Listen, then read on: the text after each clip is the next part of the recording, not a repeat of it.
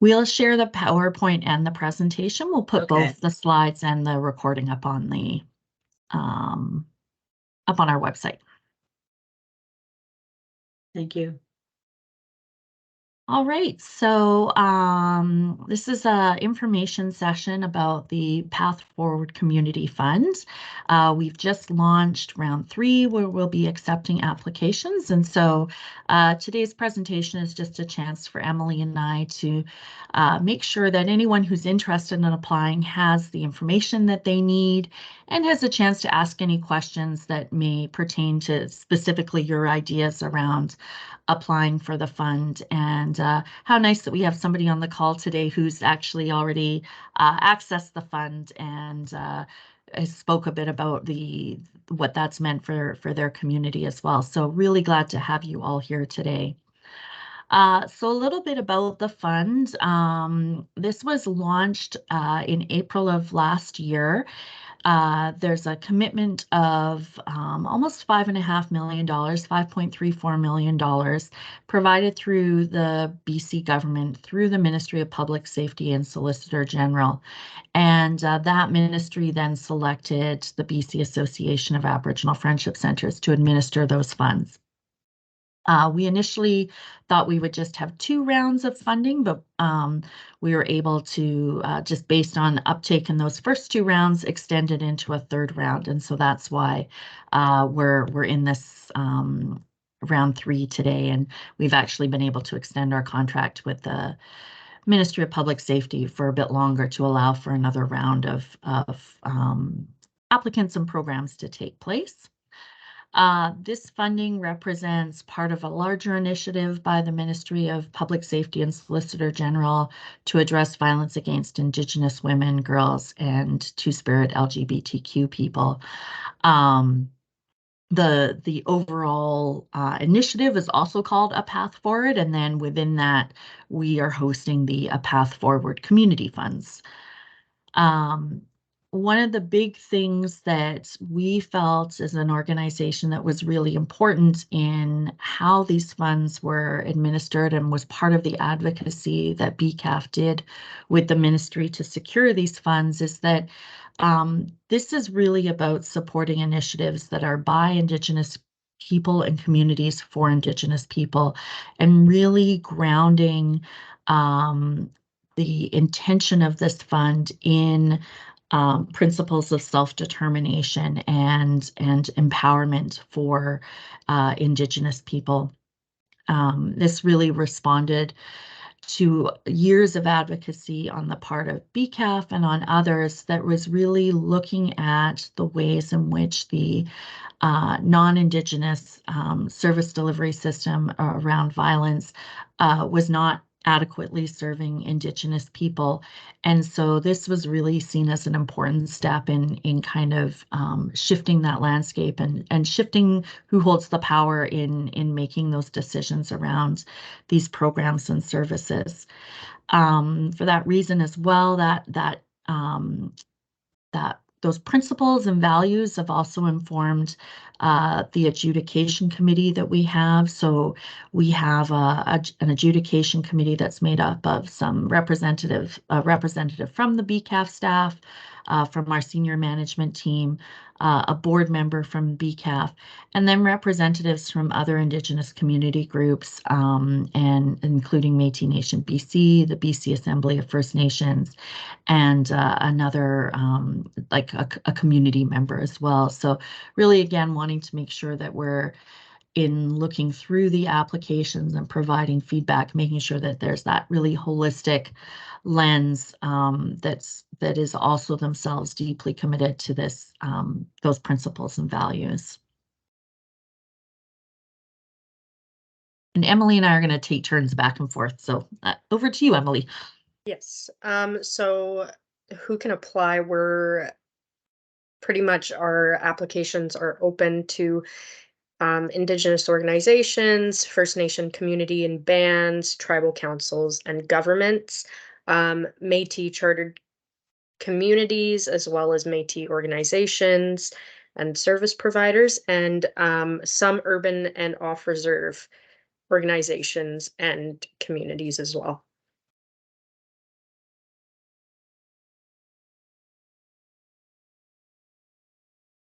So the funding available, up to $150,000 per project is available to be applied for. And organizations can apply for more than one project in a round. It's provided that those projects are clearly very different and have different intended outcomes. And so again, we heard from one of our guests this morning about, that they had applied for more than one and we're operating those, and in his description they were clearly very different as well, and had different impacts and outcomes and participation rates.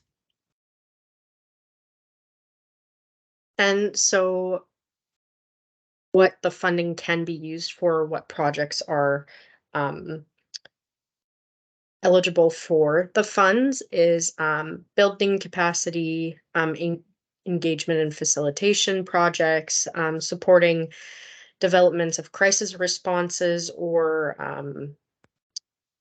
adding to already instated crisis responses, communication plans, information and sharing tools, and also branches off into cultural training, safety, cultural events. It's a pretty wide kind of scope that can be funded through this. And again, that was really intentional around reducing barriers and really that self-determination piece. So in the applications, what the adjudication committee is going to be looking for is, are the projects being proposed addressing the subjective in some way, and then getting the detail around what that can look like. So this list is examples, but it could be other things as well, as long as it's a really clear link between how doing that is going to increase community safety planning and capacity building. So these are just a few examples of some of the projects that were funded in round one. And I think we funded about 40 some odd projects to date. And so we just picked a handful here, partly to show the range in terms of the kind of organization that is applying. So, again, just reinforcing that idea that a nation themselves can apply for a grant to do projects, a community organization. And around the community organizations, we've really seen that whole range of organizations that are, quite large, like the two organizations listed here, quite well established. But we've also had applications from some much more kind of forming or grassroots kind of organizations. I know one of the other guests on the call today mentioned kind of working for more of a family-led and run organization. And so really we're seeing the whole breadth of who is applying, and that's great. That's what we want to see, is that whole range, knowing that how that there's many routes and roads to addressing safety and violence in communities, and not wanting to privilege one kind of organization over the other. So you'll see here there's, programs more focused on family reunification, programs that are more focused on an education component, and some that are about, working with other service providers around increasing community safety and doing that education. So lots of different examples, and I think that's been part of the really interesting thing for the adjudication committee, is just seeing all the different ways that local community groups are really thinking about what would make a difference to their people.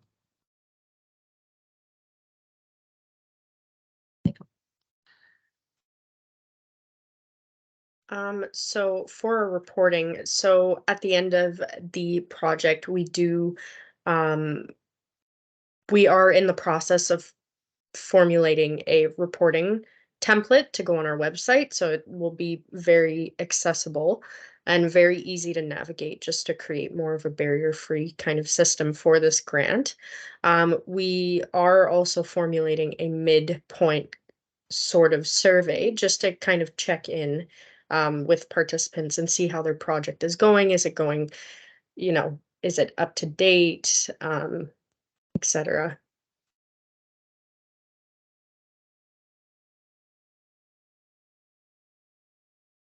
So just some key dates. These are all on the website as well. And like I said at the beginning, we'll send out these slides as well.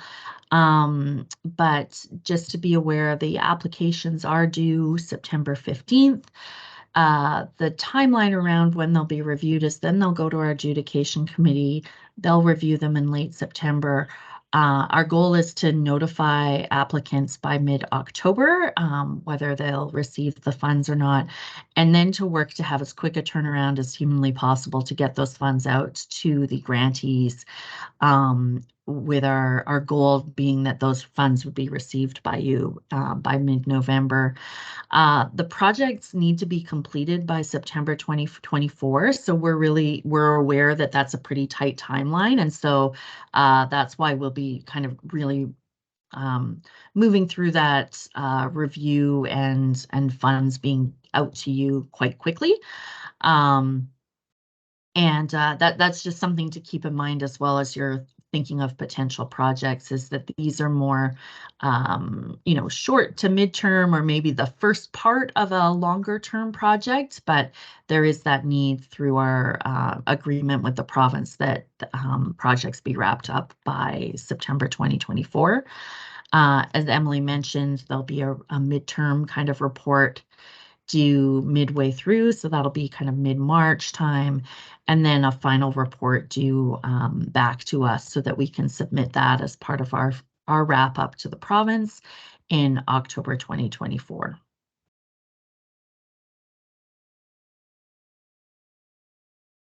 So we have come up with a few different ways of accepting applications. First, we have our online fillable PDF form. We do also accept video applications, so that would be a 30-minute video or however long, uploaded privately to YouTube, and then send the link over to myself or Rebecca, and then we review and then input that all into a PDF form and then submit it that way if there's any barriers that require a video application. Or we also do telephone applications, so that would be either myself or the applicant on the phone filling out, with a bit of assistance, the form. And we do encourage supporting documents to be attached with the application, just so that we don't have to go back and, ask for different things when it could be all sent as one, and then, we just kind of proceed from there. So it would be such as scanned and completed signed applications, the signature of financial authority for the organization or the community, and audited financial statements of the last year are encouraged.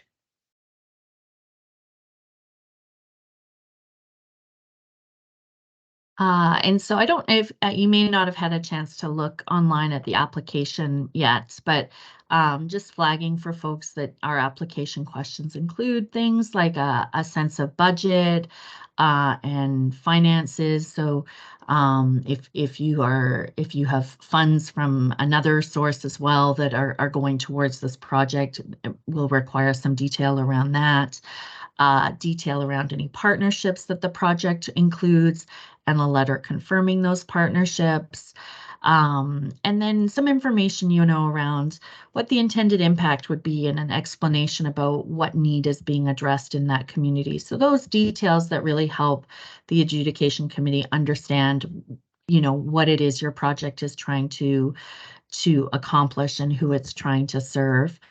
a bit of information about demographics in terms of, who the intended recipient of the service is, what communities they live in, and a short project work plan that again just kind of highlights, how you're going to get from November to September and what the planned steps for that project are. As Emily mentioned, we've worked really hard to reduce barriers in the application process. So that sounds like a lot, but we're the word count is quite short within it. We're not looking for this to be an overly complicated application process or an overly time-consuming process, knowing that you all are applying for multiple grants at any time, and knowing as well that this process is taking place over those summer months when folks are maybe down some staff due to vacation and hunting and gathering season as well in many communities. So yeah, so just know that that's the intention there, and we're always happy to answer any questions and walk through with the application process with you. And that's just as simple as reaching out to Emily or I and asking us a question. So my usual kind of direction to anyone is, if you're thinking or puzzling over something for more than 5 minutes, pick up the phone and call us, because we could probably reduce that and get things figured out pretty quickly. So yeah, just please know we're both here to support you in that. And the adjudication committee will provide feedback to applicants whose application has not been approved. Again, that just feels like a respectful thing to do when you've given your time to apply, and to let you know kind of what it was that was the challenge there. So yeah, and then this is just the email address and the phone number if you have any questions. This information is also on the website. But yeah, just really can't encourage folks enough to not think that you're bothering us with a question or anything. This is what we're here to do, and we really want to get this money out the door and into the hands of community members as quickly and easily as possible. So we're here to support that to happen in whatever way that we can. So I'm going to stop the screen share and stop the recording, and then we can take any questions.